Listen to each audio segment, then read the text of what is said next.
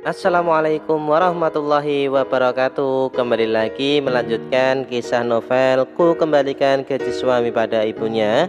Kali ini memasuki di episode ke-7.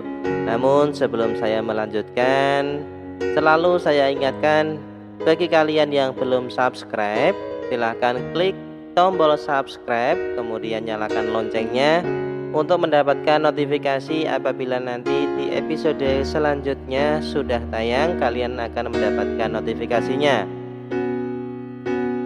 Aku tak tahu kenapa ibu seringkali menguping pembicaraanku dengan Arina. Tak hanya sekali, namun sudah berulang kali. Mungkin karena itu pula Arina menjadi lebih tertutup dan pendiam. Sering kutanya kenapa dia semakin berubah, namun dia hanya tersenyum lalu menggeleng pelan. Senyum yang begitu dipaksakan menurutku. Kamu cekcok lagi sama ibu? Tanyaku lirih saat dia terlihat begitu pusing memijit kening. Kamu pusing, Rin? Atau mau pijit karena kecapean? Kulihat dia hanya menggeleng pelan. Tak ada sepatah kata pun yang dia ucapkan, membuatku semakin bingung. Berulang kali kutanyakan dia mau apa, jalan-jalan atau apa, tapi tetap saja Arin hanya menggelengkan kepalanya. Tiap weekend kuajak jalan pun dia nggak mau. Kamu kenapa sih, Rin? Gak pernah mau jalan-jalan atau sekedar makan di luar? Bukannya aku kasih duit sama kamu pas-pasan? Atau kamu sudah sering jajan? Makanya gak mau tiap kali ku ajak keluar? Tanyaku suatu hari karena geram. Penolakannya berulang kali membuatku semakin keheranan. Tiap kali nanya ke ibu, jawabannya hanya satu. Sering keluar, jajan kali. Ibu males nanya-nanya, nanti dibilang sok ngatur. Jawaban ibu semakin membuatku penasaran. Apa benar kata ibu kalau kamu sering keluar jajan? Dia menoleh cepat ke arahku. Air matanya berlinang. Bahkan dia semakin memijit keningnya seperti kesakitan. Aku bingung ya, Rin. Kamu tiap ditanya selalu diam. Sementara kalau nanya ke ibu jawabannya tak pernah mengenakkan.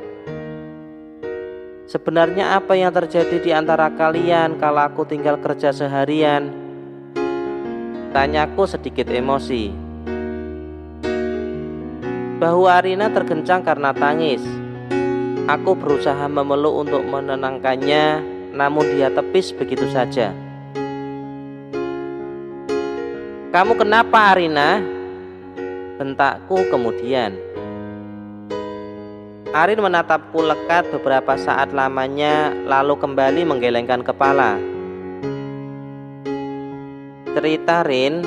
Kalau kamu gak cerita, mana aku tahu apa yang sebenarnya terjadi. Tiap weekend kulihat kamu dan ibu juga baik-baik saja. Apa sebenarnya yang kamu sembunyikan? Apa semua yang ibu katakan itu tak benar? Tanyaku lagi. Kalau aku bilang tak benar, apa kamu percaya, Mas? Kamu pasti gak percaya omonganku kan? Kamu selalu percaya apa yang ibu katakan. Ucapnya lagi. Air matanya kembali berlinang. Bukannya gitu, sayang. Tapi apa ibu berbohong? Apa menurutmu aku juga berbohong, Mas? Tanyanya balik membuatku semakin pusing. Menghadapi dua perempuan dalam satu rumah memang memusingkan. Aku tak bertanya lagi, membiarkan semua berjalan seperti biasanya. Melihat Arina semakin diam pun kupikir biasa saja. Tak terlalu kuambil pusing. Yang penting aku ingin menabung yang banyak agar bisa membeli rumah. Mungkin dengan itu aku akan membuatnya berubah, kembali tersenyum seperti biasanya. Nggak usah ngontrak ya sayang, uangnya bisa kita tabung full. Katanya kamu pengen punya rumah sendiri kan? Tanyaku saat itu. Dia sedikit berbinar lalu tersenyum tipis. Iya mas, kecil pun tak apa asalkan kita pindah dari sini. Aku ingin mandiri mas, ucapnya dengan nada bergetar bahagia. Aku pun mengangguk saja. Bagiku, kebahagiaan dua wanita penting dalam hidupku itu adalah yang utama. Hari bergulir, sikap dingin dan diam Arin yang kupikir akan hilang seiring berjalannya waktu justru semakin hari semakin bertambah. Istrimu itu jadi bahan gunjingan tetangga karena gak pernah ikut arisan atau sekedar kumpul-kumpul, ucap ibu dengan nada kesal. Mungkin capek bu, Arina sibuk beberes, masak dan lainnya sendirian, ucapku santai sembari mengupas kacang tanah di atas meja. Yang lain juga sama, begitu juga. Memangnya mereka pada sewa pembantu? Enggak kan? Ibu tak mau kalah. Arina dari dulu memang tak suka ngumpul-ngumpul begitu bu. Lebih baik di rumah atau tidur katanya, daripada keseringan ngumpul. Biasanya ujung-ujungnya pada ngerumpi, ucapku lagi. Alasan saja dia itu. Lagian akhir-akhir ini dia memang sibuk terus sepertinya. Sibuk mainan ponsel, jawab ibu lagi. Biarinlah bu, mungkin ngobrol sama temannya atau mainan game. Yang penting pekerjaan rumah selesai semua kan? Ibu hanya diam saja. Selama ini ibu memang sering menjelek-jelekkan Arina. Namun aku berusaha meredam emosinya. Aku juga tak ingin tensi ibu naik kalau aku bantah terus-menerus. Meski kadang aku berpikir Arina tak mungkin seburuk itu. Tapi untuk membantah ucapan ibu pun aku tak ada bukti apa-apa. Ibu minta duit 2 juta aja Fer. Duit ibu habis bulan ini, ucap ibu santai. Aku mendadak kaget. Baru tengah bulan duit ibu habis. Buat apa? 1,5 juta bukan uang sedikit. Karena itu sengaja aku kasih untuk jajan ibu. Sementara jatah Arina untuk mencukupi kebutuhan bulanan yang 1 juta saja tak pernah kurang. Dia tak pernah meminta lagi. Buat apa uang sebanyak itu bu? Tiap bulan ibu Ferry kasih 1,5 juta khusus buat jajan atau arisan ibu. Masa baru tengah bulan sudah minta lagi? Arina saja. Nah kan, Arina lagi. Kamu mau bandingin ibu dengan istrimu terus-terusan? Iya. Kalau nggak boleh bilang saja. Nggak usah membanding-bandingkan. Ibu nggak suka, ucap ibu lagi. Bukan begitu bu, Ferry hanya heran kenapa duitnya cepat habis. Buat apa? Tanyaku lagi, mencoba meredam emosi. Kamu kan tahu abangmu Sony kena PHK. Sementara mereka punya 2 anak yang masih kecil-kecil. Kemarin itu mereka minta uang ke ibu buat bayar kontrakan. Sudah telat 3 bulan. Kalau nggak dibayar akan diusir. Kasian kan Fer? Makanya ibu transfer semua uangnya. Itu saja belum cukup karena kontrakan 3 bulan mereka 2,1 juta. Ucap ibu dengan wajah lesu. Matanya berair dan aku paling gak tega melihat ibu menangis. Oh iya, kapan kamu beli rumahnya? Nanti ibu ikut kamu saja ya Fer. Rumah ini biar ditempati mbakmu dan keluarga kecilnya.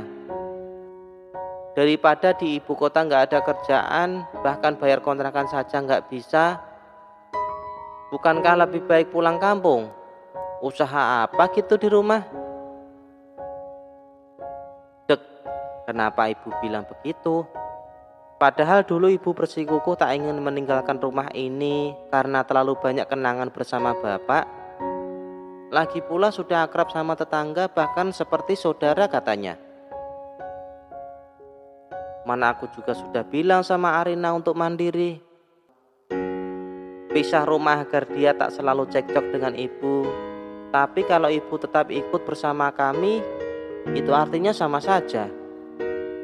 Kenapa diam? Pasti karena istrimu gak suka ibu ikut sama kamu kan? Pasti dia minta agar ibu ikut dengan mbakmu saja untuk tetap di rumah ini. Tuduh ibu. Dia menatapku lekat. Bukannya begitu, Bu. Dulu ibu sendiri yang bilang tak ingin pergi dari rumah ini kan? Kenapa sekarang berubah? Ibu menghembuskan napas panjang. Kamu sama Arina belum ada anak, masih santai. Sementara Mbak Vina ada 2 anak masih kecil-kecil pula, pasti repot. Mana sempat dia mengurusi ibu. Nanti yang ada ibu yang ikut membantu mengurus 2 anaknya. Bisa kecapean dan tensi naik tiap bulan. Lagi pula ibu sudah tua. Waktunya kamu dan Arina berbakti. Walau bagaimanapun ridhonya tergantung ridho orang tua, terutama ibu. Jawab ibu cukup serius. Aku berpikir sejenak. Ucapan ibu memang benar. Bukankah ini kesempatanku dan Arina berbakti padanya? Karena umur manusia tiada yang tahu kecuali dia. Aku pasti akan sangat menyesal nanti jika ibu pergi sebelum aku mampu berbakti padanya. Dia tetaplah kunci surgaku yang wajib ku buat bahagia. Pagi-pagi ibu sudah menelepon. Tumben sekali, biasanya jam istirahat baru dia telepon. Itu pun hanya untuk laporan soal Arin. Entah begini, entah begitu. Kadang aku juga kesal. Hal sepele seringkali ibu besar-besarkan. Sudah capek di kantor, di rumah pun tak pernah dibuat nyaman. Ibu dan Arina jarang akurnya. Tapi yang membuatku heran, hanya ibu yang menjelekkan Arin. Sementara istriku itu tak lagi lapor apapun soal ibu setelah ketahuan waktu itu. Dia hanya diam dan istighfar tiap kali ibu menyudutkan atau menyalahkannya. Istrimu itu benar-benar malu-maluin, Fer. Dia pinjam duit 300.000 sama si Yasmin itu, entah buat apa. Mana banyak orang di warung Pak Bidin, gimana? Makin lama makin melunjak kan dia. Lapor ibu padaku. Aku tak habis pikir mau buat apa uang segitu. Tiap kali ku tanya apa uangnya kurang, dia selalu diam, bahkan sering menggelengkan kepala. Dan sekarang dia merendahkan martabat suami di depan banyak orang dengan meminjam duit yang gak seberapa. Astagfirullah, makin lama aku makin gak paham dengan jalan pikiran Arin. Sulit ditebak dan selalu ditutup-tutupi. Kenapa, Fer? Ada masalah? Akhir-akhir ini kulihat kamu seperti menyimpan banyak beban. Tanya Ogi, teman kantorku. Dia memang biasa tempatku berkeluh kesah. Namun akhir-akhir ini aku cukup malas untuk bercerita dengannya. Bukan malas, tapi lebih tepatnya malu. Aku yakin dia pasti meledekku kalau sampai tahu aku hanya memberi jatah bulanan 1 juta untuk Arina.